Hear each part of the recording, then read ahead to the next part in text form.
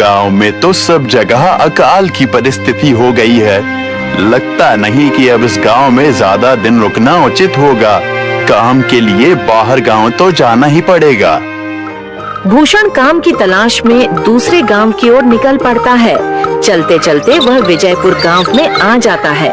वहां उसका रहने का कोई ठिकाना नहीं था और उसके पास कोई काम भी नहीं था।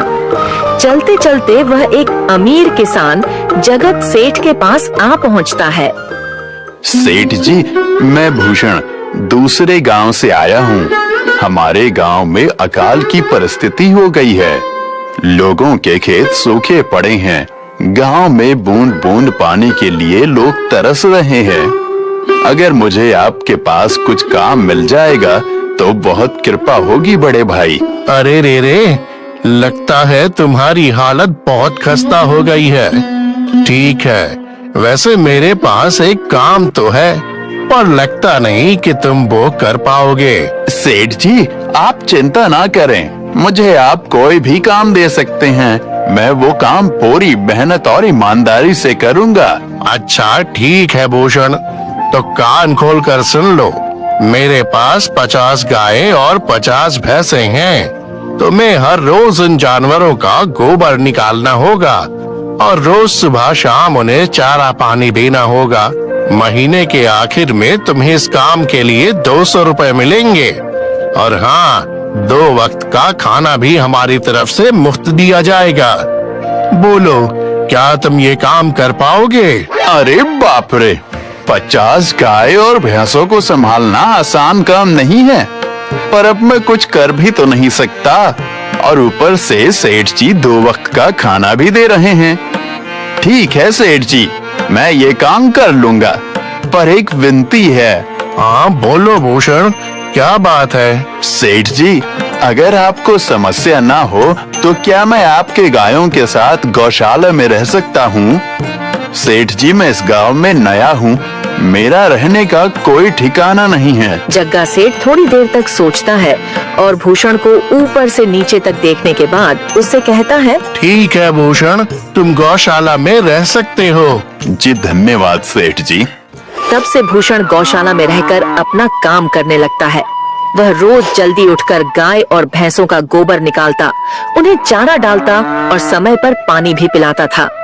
हर रोज भूषण अपना काम ईमानदारी और पूरी मेहनत से करता था। जगत सेठ को भी भूषण का काम बहुत पसंद आने लगा, क्योंकि वह अपना काम सफाई से करता था। एक दिन जगत सेठ भूषण को बुलाकर उससे बोलता है, भूषण, मुझे तुम्हारा काम बहुत पसंद आया है।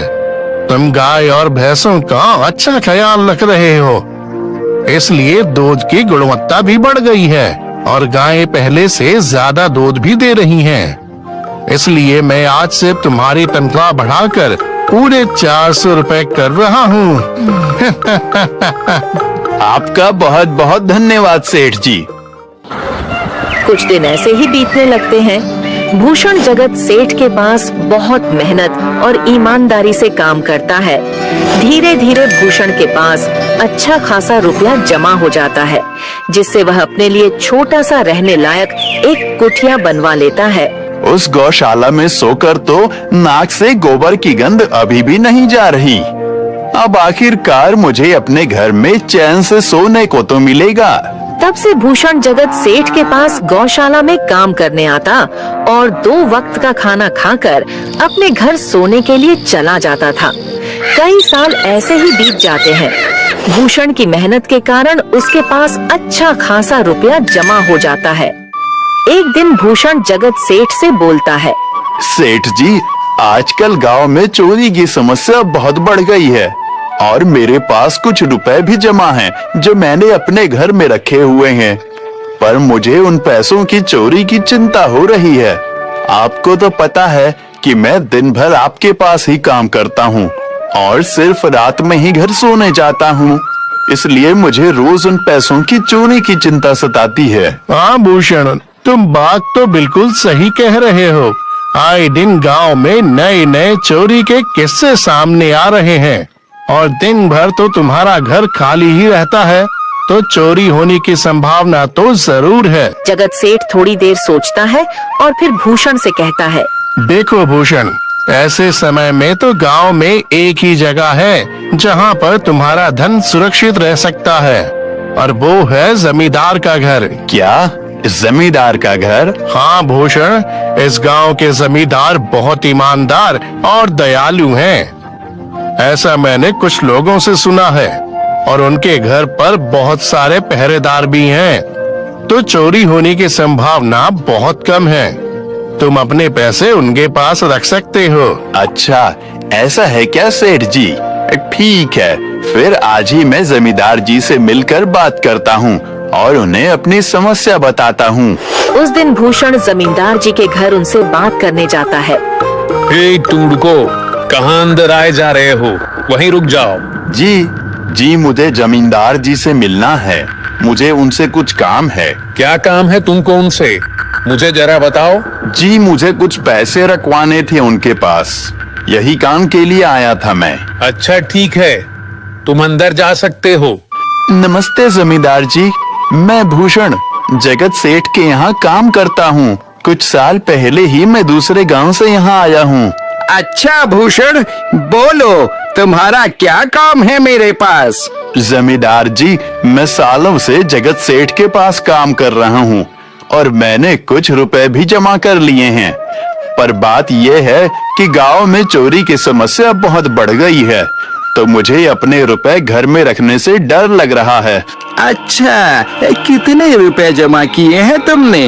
जमींदार जी, यही कोई 5 से 6 हजार रुपए होंगे मेरे पास। वाह, ये तो बड़ी रकम है।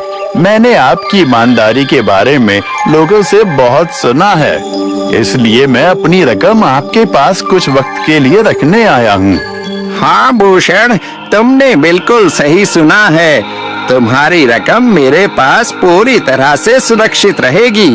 तुम अब चिंता ही छोड़ दो, मैं सब देख लूंगा। भूषण अपने पैसों की थैली जमींदार को दे देता है। ये पूरे 5,800 रुपए हैं, आप गिनकर देख लीजिए। गिनने की क्या जरूरत है? तुम तो जगत सेठ के आदमी हो, मुझे तुम पर पूरा विश्वास है। जमींदार जी, आपका बहुत बहुत धन्यवाद। अब मुझे चोरों का कोई डर नहीं है, क्योंकि मेरे पैसे सुरक्षित हाथों में हैं। अरे भूषण, कोई बात नहीं, धन्यवाद तो मुझे बोलना चाहिए, जो तुम मेरे पास आए अपने रुपए रखने के लिए। भूषण अपने पैसे जमींदार को देकर अपने घर चला जाता है। हाँ भूषण, तुम्हारे पैसे मेरे हाथों में ही अच्छे लगते हैं। ऐसे ही भूषण ईमानदारी और मेहनत से जगत सेठ के यहाँ काम कर रहा था। देखते ही देखते 2 साल ऐसे ही बीत जाते हैं। एक दिन भूषण सोचता है, अब बहुत साल हो गए जगत सेठ के यहाँ काम करते हुए।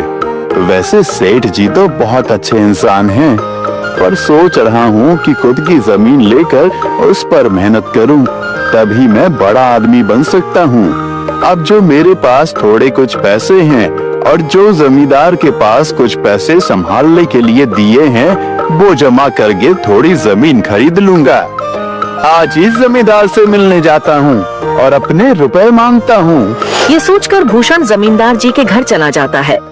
जमींदार जी, मैं अपने रुपए वापस लेने आया हूँ। आपके पास मैंने 5,800 रुपए दिए थे संभालने के लिए। अरे भाई साहब, मैंने पहचाना नहीं आपको, वैसे कौन हो आप? अरे जमींदार जी, मैं भूषण हूँ। पिछले साल मैंने आपको पैसे संभालने के लिए दिए थे, याद आया कुछ? अरे भाई साहब, मेरे पास कितने सारे लोग आते जाते हैं पैसे रखने के लिए, और सभी के साथ मेरा अच्छा व्यवहार होता है। वैसे आपके पास कोई कागजात हैं क्या? क्योंकि मैं हर व्यक्ति से कागज पर ही व्यवहार करता हूँ। किसने कितने पैसे दिए, किसके कितने पैसे रखे हैं, सबका व्यवहार रहता है मेरे पास। जमींदार जी, ये आप क्या बात कर रहे हैं?